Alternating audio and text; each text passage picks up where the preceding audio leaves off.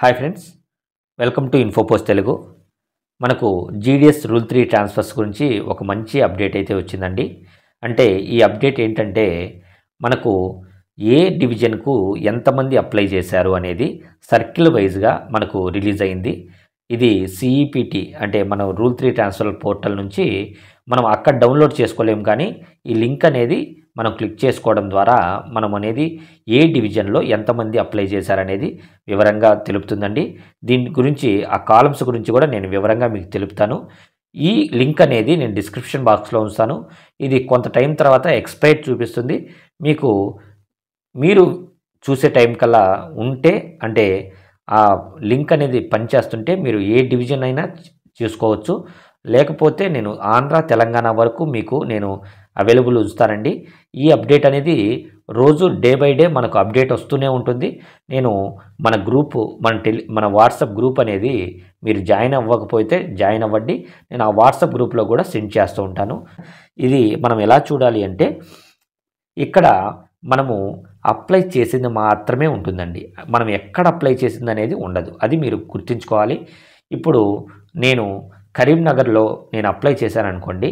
అంటే నేను కరీంనగర్ నుంచి నేను నెల్లూరుకి అప్లై చేసినట్లయితే నేను ఇక్కడ ఎక్కడ చూపిస్తుంది అంటే కరీంనగర్లో మాత్రమే చూపిస్తుంది. నెల్లూరుకు నేను పోవాలని అప్లై చేసింది మాత్రం చూపిదనమాట. మీరు ఇది అర్థం చేసుకోవాలి.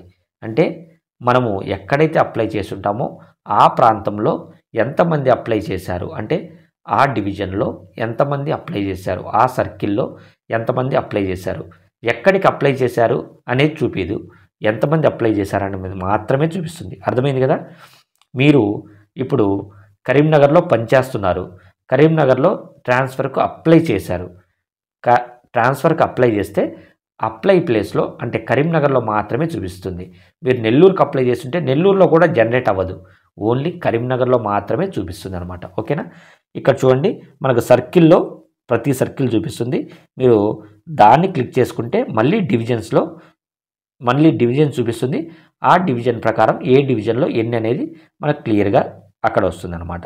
నెక్స్ట్ టోటల్ అప్లికేషన్స్, అంటే ఆ సర్కిల్లో టోటల్ అప్లికేషన్స్ ఎన్ని ఉన్నాయి. నెక్స్ట్ పెండింగ్ ఎన్ని ఉన్నాయి, అంటే ఇంకా వెరిఫై చేసినవి ఎన్ని ఉన్నాయి. నెక్స్ట్ రికమెండెడ్, అంటే వెరిఫై చేసినాక ఇవన్నీ కరెక్ట్గా ఉన్నాయి, వీరిని మనం ఫార్వర్డ్ చేయొచ్చు రికమెండెడ్ అంటే అవి. నెక్స్ట్ నాట్ రికమెండెడ్, అంటే ఇవి చెక్ చేసినాక వీరిలో తప్పులు ఉన్నాయి. అంటే ఈ తప్పులు ఎలా అంటే వారికి పోలీస్ వెరిఫికేషన్ అవ్వకపోవడము, ఇంకా ఆర్డర్ ఆఫ్ ఎంగేజ్మెంట్ రాకపోవడం, ఇలాంటి సమస్యలు కొన్ని ఉండడం వల్ల వాళ్ళు నాట్ రికమెండెడ్ కింద కన్సిడర్ చేస్తారనమాట. ఈ విధంగా next number of divisions, total ఎన్ని డివిజన్స్ ఉన్నాయి ఆ సర్కిల్లో. నెక్స్ట్ కంప్లీట్ డివిజన్స్, అంటే ఎన్ని కంప్లీట్ అయిపోయినాయి డివిజన్లు. నెక్స్ట్ పెండింగ్ డివిజన్స్, పెండింగ్ ఎన్ని ఉన్నాయి. ఈ విధంగా ఆ సర్కిల్కి సంబంధించినందు మాత్రమే తెలుపుతుంది. మీరు ఇంకోసారి గమనించాలి, ఇది మనం అప్లై చేసిన డివిజన్ మాత్రమే చూపిస్తుంది, అప్లై చేసిన సర్కిల్ మాత్రమే చూపిస్తుంది. మనం ఎక్కడికి అప్లై చేసామనేది మాత్రం చూపించదు. మనం ఎక్కడైతే అప్లై చేసామో ప్రస్తుతం పనిచేస్తున్న దగ్గర నువ్వు అప్లై చేస్తే ఆ సర్కిల్లో మాత్రమే చూపిస్తుంది. ఓకేనా? ఇది అర్థం చేసుకోవాలి ప్రతి ఒక్కరూ. నెక్స్ట్ మనకు ఆంధ్రప్రదేశ్లో చూసుకున్నట్లయితే ఈ డివిజన్స్ అనేది ఉన్నాయి. అమలాపురం, అనకాపల్లి, ఇవన్నీ టోటల్ 30 డివిజన్స్లో ఏ డివిజన్లో ఎన్ని అనేది total applications, next pending, next verify చేసినటివి, రికమెండెడ్, నాట్ రికమెండెడ్, ఈ విధంగా ప్రతి డివిజన్కి ఉంటాయి.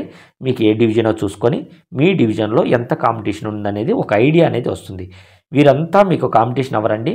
వీరిలో మీకు అందరూ వెరిఫై అయిపోయినాక ఎంతమంది రిజెక్ట్ అయ్యారు, ఎంతమంది వెరిఫై అయ్యారు చూసుకొని ఆ వెరిఫైలో అవుట్ ఆఫ్ స్టేట్ కూడా పెట్టుంటారు. అంటే మనకు అవుట్ ఆఫ్ సర్కిల్ కూడా పెట్టుంటారు. వీరందరూ పోను మీకు ఎంత కాంపిటీషన్ అనేది ఒక ఐడియా అనేది కంపల్సరీ వస్తుందన్నమాట. నెక్స్ట్ మనకు తెలంగాణ చూసినట్లయితే ఆంధ్ర పోలిస్తే మనకు తెలంగాణలో తక్కువ పోటీ ఉంది. అంటే వేరే విధంగా చూస్తే 18 డివిజన్లు మాత్రమే తెలంగాణలో ఉన్నాయి. కానీ ఆంధ్రాలో మనకు 30 డివిజన్లు అయితే ఉన్నాయి. అంటే 12 డివిజన్లు ఎక్స్ట్రా ఉన్నందువల్ల మనకు అన్ని పోస్టులు అనేది వస్తున్నాయి. ఓకేనా? అది కూడా మీరు అర్థం చేసుకోవాలి.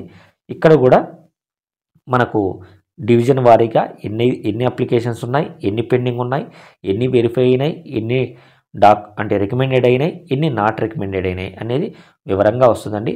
దీన్ని బట్టి మీరు ఒక ఐడియా అనేది తెచ్చుకోండి. ఓకేనా? ఫర్దర్గా మీకు ఎటువంటి అప్డేట్ ఉన్నా నేను ఖచ్చితంగా వీడియోలు చేస్తాను, లేకపోతే వాట్సాప్ గ్రూప్లో, అంటే వీడియో చేయలేనంత చిన్న మ్యాటర్ అయితే అది వాట్సాప్ గ్రూప్లో అయినా నేను పోస్ట్ చేస్తూ ఉంటాను. ఓకేనా? తప్పకుండా మీరు ఈ వీడియోని లైక్ చేయండి.